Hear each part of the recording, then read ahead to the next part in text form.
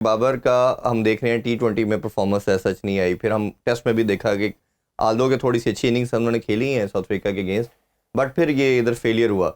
ये पिचेस के हवाले से मैं आपसे भी बात करूंगा। तो ये जब दोबारा, लेकिन एक ओडीआई का फॉर्मेट एक ऐसा है जो बाबर को भी बहुत सूट करता है, इवन पूरी टीम को बहुत सूट करता है। मैं तो कहता हूँ इसको टेम्पलेट एक फार्मूला मिला हुआ है हमारी टीम को, उस पर जाके खेलते हैं और वो जीत मिल जाती है। ऑस्ट्रेलिया को ऑस्ट्रेलिया में हराना, जिम्बाब्वे को हराया और खासतौर पे वाइट वॉश करना साउथ अफ्रीका को पहली दफ़ा, बहुत बड़ी बात है। तो ये आपको, आपके ख्याल में एक तो फॉर्मेट कितना सूट कर रहा है, दूसरा ये बाबर पे अगर खुदा न खास्ता बाबर क्लिक नहीं करता और बाबर आउट होना शुरू हो गया या हो जाता है, क्योंकि 3 गेम है, अगर 2 आप हार गए तो you're out of the event, तो आपके ख्याल में बाबर इसको अब्जॉर्व कर पाएगा ये, या एज ए इंटरनेशनल प्लेयर भी प्रेशर आएगा उनके ऊपर और पूरी टीम पे फिर गिरता है उसका असर? बिल्कुल, मैं आई थिंक जिस क्लास का वो प्लेयर है, जैसे मैंने पहले बात की है, ऐसा जो पैच है वो हर इंटरनेशनल प्लेयर, हर टॉप परफॉर्मर पे आया हुआ, एलीट प्लेयर पे आया होगा। ठीक, सचिन तेंदुलकर पे भी आया, सईद अनवर पे भी आया, इंजमाम भाई पे भी आया, उसके बाद विराट कोहली पे भी आया, लेकिन they come out of it. ये उनकी टॉप प्लेयर होने की निशानी है। तो I think Babar will do that as well, क्योंकि उसमें उसकी टेक्निक में कोई खामियां इतनी नहीं है। ठीक है, it's all about how confident he is. ठीक है, वो जितना उसका कॉन्फिडेंस गेन होता जाएगा, एक इनिंग खेलेगा, एक मैंने देखा जितनी खेली है मैंने क्रिकेट, आपको एक बाउंड्री चाहिए होती है कॉन्फिडेंस में वापस आने की। ठीक है, तो आपकी वो फॉर्म वापस आ जाती है। फॉर्म उधर ही होती है, लेकिन अब देखें आप पिछले 1 साल में अगर आप उसके आउट देखेंगे तो बहुत टेम डिसमिसल्स हैं, मतलब लाइक इजी से, मतलब एक समझे कि बिल्कुल नॉर्मल से डिसमिसल है कि जो किसी ने बॉलर ने आउट नहीं किया, वो खुद ही शॉट मारी है तो सीधा हाथ में ही चली गई। तो आई थिंक उस अब मैचेस जो हैं वो पाकिस्तान के अंदर हैं और पिचेस सूट करती हैं हमें, और होपफुली बाबर फॉर्म। ये जो स्पिनर का एक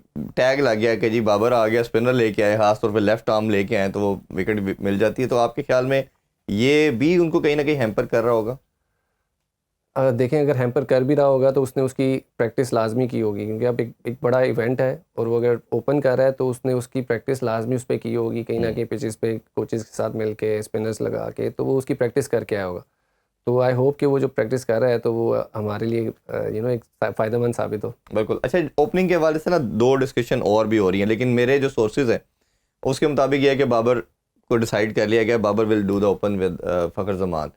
एक डिस्कशन ये भी हो रही है, शोएब अख्तर साहब ने भी कहा कि शोएब भाई भी यही कह रहे थे कि किसी तरह आप रिजवान को ले आएँ T20 की तरह, कि रिजवान की यूटिलाइजेशन जो है वो ज़्यादा अच्छी है। फिर ये भी बात की जा रही है कि आप पिछला सारा कोर वही रहने दें, आप डिस्टर्ब ना करें, साइम को रिप्लेस कर लें साउथ शकील के साथ, और साउथ शकील से ओपन करवा लें। PSL में भी हमने देखा कि वो कोयटा की तरफ से ओपन करते रहे। तो आपके ख्याल में अगर लेट्स सपोज चेंज किया जाता, क्योंकि आप बहुत खेले हो इन सब प्लेयर्स के साथ, कौन सा आपके ख्याल में ज़्यादा बेहतर ऑप्शन हो सकती है अगर बाबर को नहीं छेड़ा जाता?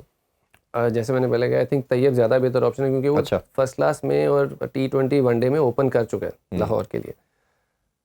साउद आई बिलीव के नीचे बहुत ज़्यादा अच्छा खेलता है, आपको स्ट्राइक रोटेशन चाहिए होती है, स्पिन को प्रॉपर वो खेलता है, तो आपके लिए वो नीचे प्लेयर साउद हो गया, कामरान गुलाम हो गया, तो ये जो प्लेयर हैं आपको नीचे चाहिए। आगा हो गया, ये आपको नीचे दरमियान में चाहिए, जबकि आप जब दूसरी टीम स्पिनर्स लगाती हैं तो ताकि ये स्कोर्स निकाल सकें, सिंगल डबल निकाल सकें। ठीक है, ऊपर आपको स्ट्रोक प्लेयर थोड़ा बहुत चाहिए होता है जो बाउंड्रीज की तरफ जाता है। तो बाबर नहीं जाता, तो आई थिंक बाबर नहीं होता तो फिर तैयब कुछ ट्राई किया जा सकता है। बिल्कुल ठीक है। अच्छा, दूसरा एक जो जिस पे बहुत ज़्यादा डिस्कशन हो रही है पूरे मीडिया के अंदर, वो स्पिन डिपार्टमेंट के हवाले से है। हम एक रेगुलर स्पिनर के साथ जा रहे हैं अब्रार की तरफ, और अब्रार को भी अगर रिसेंट पास में देखें तो ख़ासतौर पे टेस्ट में कोई बहुत बड़ी परफॉर्मेंस नहीं आई। लोग बड़ा क्रिटिसाइज़ कर रहे हैं जी, इतनी स्पिन विकेट पे भी नुमान और साजिद आउट कर रहे थे और इससे आउट नहीं हुए। दूसरी तरफ देखा जाए तो अगर ये रोल प्ले कर रहे थे इनके साथ सलमान अली आगा और साइम अयूब, अब क्योंकि साइम को कई मैचेस में हमने देखा वो फिंगर भी स्पिन भी करते हैं, मिस्ट्री भी करते हैं, ऑफ ब्रेक भी करते हैं, तो वो कई दफ़ा 10 ओवर भी कर जाते थे। अब वो उसका नुकसान ये हुआ कि हमें एक बैटर भी ऐड करना पड़ा, एक बॉलर भी ऐड करना पड़ा। तो आपके ख्याल में क्या ये ठीक डिसीजन है? जब आप कंपैरिजन में देखते हैं तो भारत 4 स्पिनर के साथ आ रहा है, बांग्लादेश 3 के साथ आ रहा है, बाकी भी टीम, हर टीम एटलीस्ट 2 के साथ तो मिनिमम आ रही है। तो आपके ख्याल में ये डिसीजन कैसा है? देखें, खुशदिल को मेरे ख्याल से इसीलिए डाला गया है कि वो अच्छी एक कंसिस्टेंट लाइन लेंथ पे आपको स्पिन बॉलिंग करके देते हैं। आगा भी आपके पास है, वो ऑफ स्पिनर है, लेफ्टी के लिए आप वो कारआमद है। फिर अब्रार जो है, आई थिंक देखें अब्रार डिफरेंट स्पिनर है इन रिगार्ड्स टू साजिद और नुमान। वो लोग 4 डे ज़्यादा खेल चुके हैं, खेला अब्रार भी है, लेकिन ये फिंगर स्पिनर है ज़्यादा। ठीक है, आप ये नकल बॉल या इस तरह की बॉल करता है तो उस 4 डे में आपको लंबी बॉलिंग चाहिए होती है एक जगह पे। जी इब्रार वेरिएशन वाला बॉलर है। अब वनडे T20 में वो कामयाब हो उसके चांसेस ज़्यादा हैं कामयाब होने के, क्योंकि आपको बैट्समैनों ने स्कोर करने जाना है आप चार्ज करना और आपके पास बॉल वेरिएशन ज़्यादा होती हैं, तो फिर आप डिफरेंट वेराइटीज़ ट्राई कर सकते हैं। तो जैसे मैंने पहले कहा, उनके पास ऑप्शन नहीं है दूसरी टीमों के पास, क्योंकि उन्होंने प्लेयर लाने ही लाने हैं, क्योंकि आपको वापस जब दोबारा लाना है, चेंज करना है, तो वो टाइम लगता है आने में।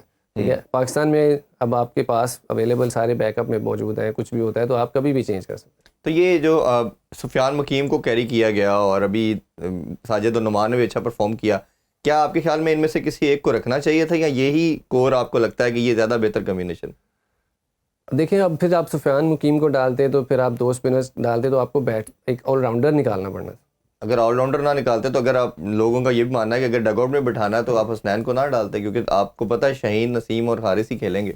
देखिए, जो एक्सर्जन है ना वनडे में, वो फास्ट बॉलर की ज़्यादा होती है जी। ठीक है, तो आपने किसी को रेस्ट करवाना है तो आपको फास्ट बॉलर चाहिए होगा बैकअप।